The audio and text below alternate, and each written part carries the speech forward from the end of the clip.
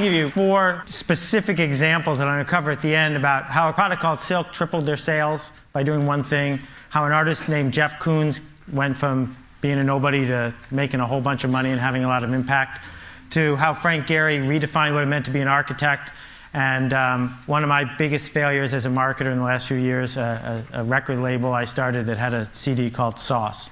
But before I can do that, I got to tell you about sliced bread and a guy named Otto Rohwedder. Now, before sliced bread was invented in the 1910s, I wonder what they said, like the greatest invention since the telegraph or something. But this guy named Otto Rohwedder invented sliced bread.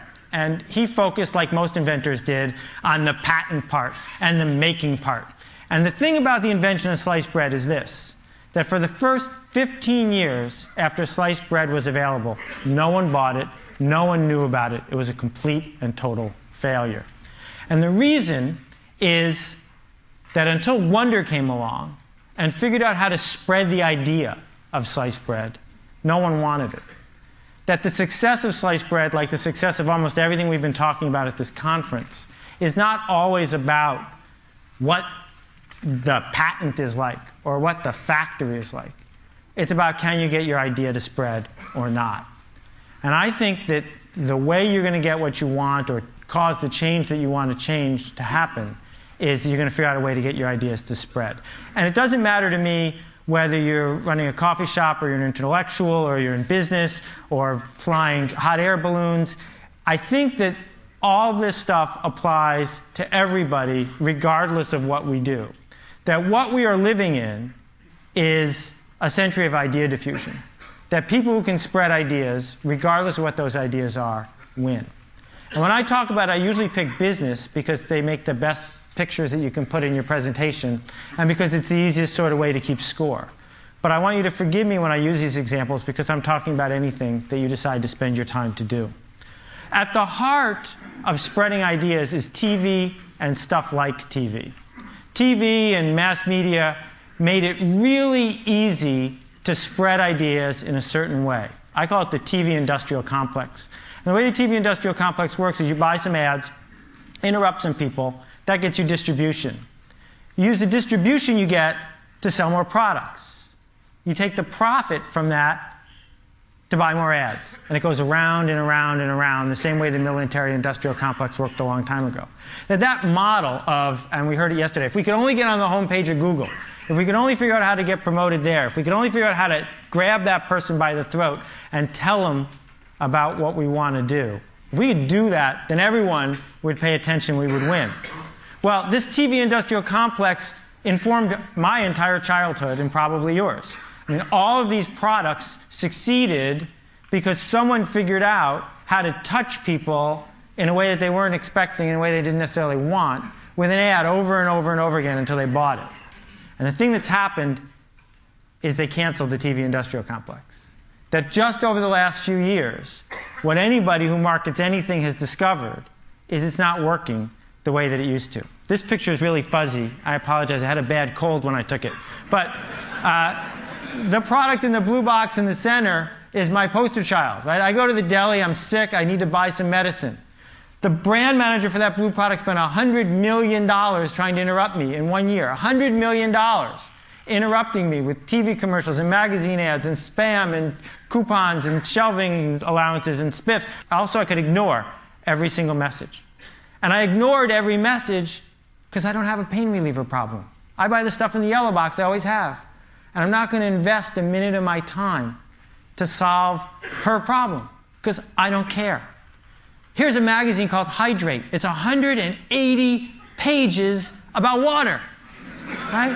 Articles about water, ads about water. Imagine what the world was like 40 years ago when it was the Saturday Evening Post and Time and Newsweek. Now there are magazines about water. New product from Coke Japan, water salad. Okay? Coke Japan comes out with a new product every 3 weeks because they have no idea what's going to work and what's not. This, I couldn't have written this better myself. It came out 4 days ago. I've circled the important parts so you can see them here. They've come out, Arby's is going to spend $85 million promoting an oven mitt with the voice of Tom Arnold, hoping that will get people to go to Arby's and buy a roast beef sandwich. Now, I want you to try to imagine what could possibly be in an animated TV commercial featuring Tom Arnold that would get you to get in your car, drive across town, and buy a roast beef sandwich. You know, this is Copernicus, and he was right when he's talking to anyone who needs to hear your idea. The world revolves around me. Me, my favorite person, me. I don't want to get email from anybody. I want to get me-mail. So consumers, and I don't just mean people who buy stuff at the Safeway.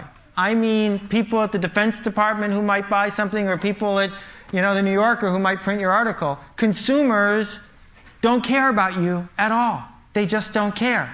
Part of the reason is they got way more choices than they used to and way less time. And in a world where we have too many choices and too little time, the obvious thing to do is just ignore stuff. And my parable here is you're driving down the road and you see a cow and you keep driving. Because you've seen cows before. Cows are invisible. Cows are boring. Who's going to stop and pull over and say, oh, look, a cow? Nobody.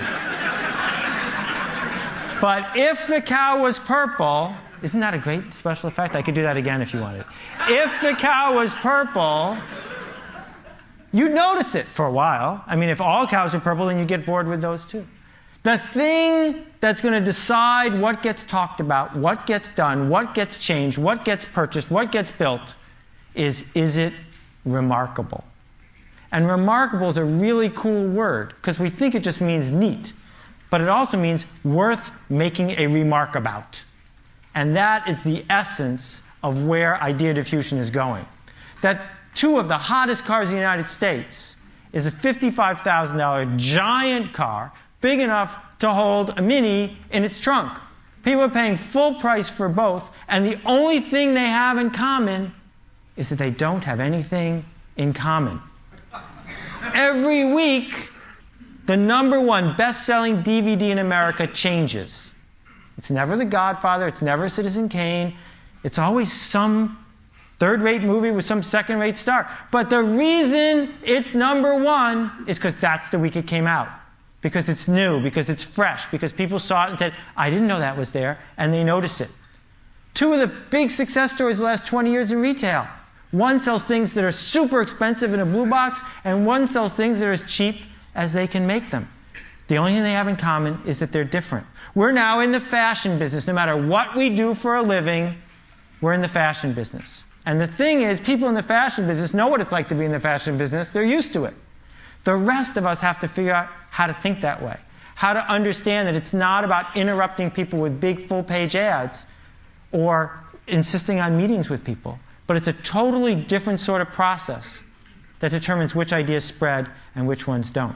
This chair, they sold $1 billion worth of Aeron chairs by reinventing what it meant to sell a chair. They turned a chair from something the purchasing department bought to something that was a status symbol about where you sat at work.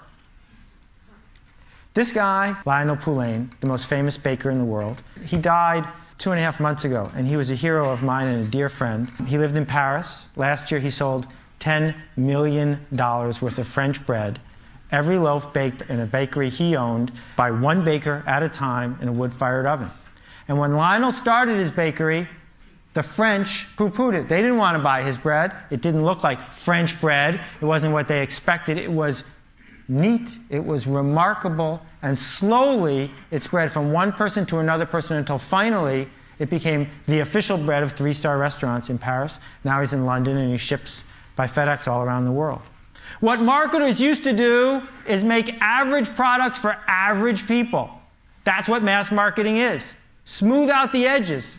Go for the center. That's the big market. They would ignore the geeks and, God forbid, the laggards. It was all about going for the center. But in a world where the TV industrial complex is broken, I don't think that's the strategy we want to use anymore. I think the strategy we want to use is to not market to these people, because they're really good at ignoring you, but market to these people because they care. These are the people who are obsessed with something. And when you talk to them, they'll listen because they like listening. It's about them. And if you're lucky, they'll tell their friends on the rest of the curve, and it'll spread. It'll spread through the entire curve. They have something I call otaku. It's a great Japanese word. It describes the desire of someone who's obsessed to, say, drive across Tokyo to try a new ramen noodle place, because that's what they do. They get obsessed with it. To make a product, to market an idea, to come up with any problem you want to solve that doesn't have a constituency within otaku is almost impossible. Instead, you have to find a group that really desperately cares about what it is you have to say, talk to them, and make it easy for them to tell your friends. There's a hot sauce otaku, but there's no mustard otaku. That's why there's lots and lots and lots of kinds of hot sauces and not so many kinds of mustard. Not because it's hard to make interesting mustard. You can make interesting mustard. But people don't because no one's obsessed with it, and thus no one tells their friends. Krispy Kreme has figured this whole thing out. Krispy Kreme has a strategy. And what they do is they enter a city, they talk to the people with the otaku, and then they spread through the city to the people who have just crossed the street. This yo-yo right here costs $112, but it sleeps for 12 minutes. Not everybody wants it, but they don't care. They want to talk to the people who do, and maybe it'll spread. These guys make the loudest car stereo in the world. It's as loud as a 747 jet. You can't get in. The car's got bulletproof glass on the windows because they'll blow out the windshield otherwise. But the fact remains that when someone wants to put a couple speakers in their car, if they've got the otaku or they've heard from someone who does, they go ahead and they pick this. It's really simple. You sell to people who are listening, and maybe, just maybe, those people tell their friends. So when Steve Jobs talks to 50,000 people at his keynote, right, who are all tuned in from 130 countries watching his 2-hour commercial, that's the only thing keeping his company in business, is that those 50,000 people care desperately enough to watch a 2-hour commercial and then tell their friends. Pearl Jam, 96 albums released in the last 2 years. Everyone made a profit. How? They only sell them on their website. Those people who buy them on their website have the otaku, and then they tell their friends, and it spreads, and it spreads. This hospital crib costs $10,000, 10 times the standard. But hospitals are buying it faster than any other model. Hard candy nail polish doesn't appeal to everybody, but to the people who love it, they talk about it like crazy. This paint can right here saved the Dutch Boy Paint Company, making them a fortune. Cost 35% more than regular paint because Dutch Boy made a can that people talk about because it's remarkable. They didn't just slap a new ad on the product. They changed what it meant to build a paint product. AmIHotOrNot.com. Every day, 250,000 people go to this site, run by 2 volunteers. And I can tell you they're hard graders. And they didn't get this way by advertising a lot. They got this way by being remarkable. Sometimes a little too remarkable. And this picture frame has a cord going out the back, and you plug it into the wall. My father has this on his desk, and he sees his grandchildren every day, changing constantly. And every single person who walks into his office hears the whole story of how this thing ended up on his desk. And one person at a time, the idea spreads. These are not diamonds. Not really. They're made from cremains. After you get cremated, you can have yourself made into a gem. Oh, you like my ring? It's my grandmother.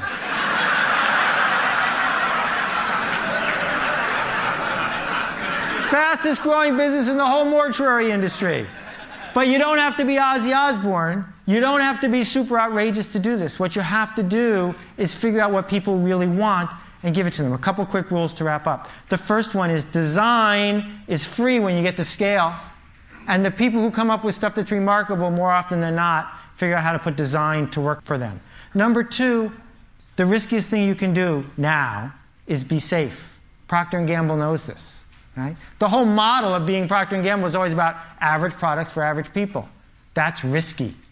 The safe thing to do now is to be at the fringes, be remarkable. And being very good is one of the worst things you can possibly do. Very good is boring. Very good is average. It doesn't matter whether you're making a record album or you're an architect or you have a tract on sociology. If it's very good, it's not going to work because no one's going to notice it. So, my 3 stories. Silk. Put a product that does not need to be in the refrigerated section next to the milk in the refrigerated section. Sales tripled. Why? Milk, milk, milk, milk, milk, not milk. Right? For the people who were there and looking at that section, it was remarkable. They didn't triple their sales with advertising. They tripled it by doing something remarkable. That is a remarkable piece of art. You don't have to like it, but a 40-foot tall dog made out of bushes in the middle of New York City is remarkable. Frank Gehry didn't just change a museum, he changed an entire city's economy by designing one building that people from all over the world went to see. Now, at countless meetings, at the Portland City Council or who knows where, they say, we need an architect. Can we get Frank Gehry? Right? Because he did something that was at the fringes. And my big failure, I came out with an entire, a record album, and hopefully a whole bunch of record albums in SACD format, this remarkable new format, and I marketed it straight to people with $20,000 stereos. People with $20,000 stereos don't like new music. So what you need to do is figure out who does care. Who is going to raise their hand and say, I want to hear what you're doing next, and sell something to them. The last example I want to give you, this is a map of Soap Lake, Washington. As you can see, if that's nowhere, it's in the middle of it.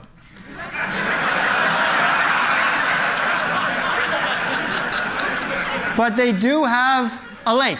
And people used to come from miles around to swim in the lake. They don't anymore. So the founding fathers at Soap Lake said, we got some money to spend. What could we build here?